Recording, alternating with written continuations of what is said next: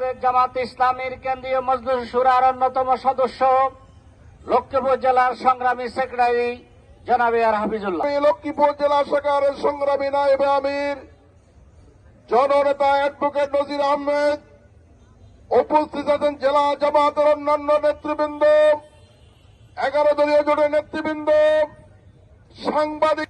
ক্ষমতাচ্যুত করে এই দেশ থেকে বিতাড়িত করেছে।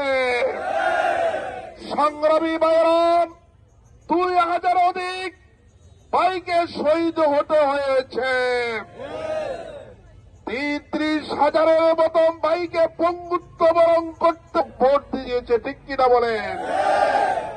ওই বিএনপির সালাউদ্দিন সহ, মির্জা ফখরুল সহ সেই দিন 130টি সনদের উপরে তারা স্বাক্ষর করেছিল।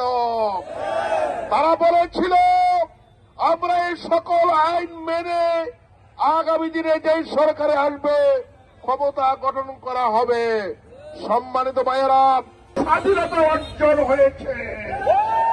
এই স্বাধীনতাকে নিয়ে যদি কোন ধরনের ছিনিমিনি করা হয়, জুলাই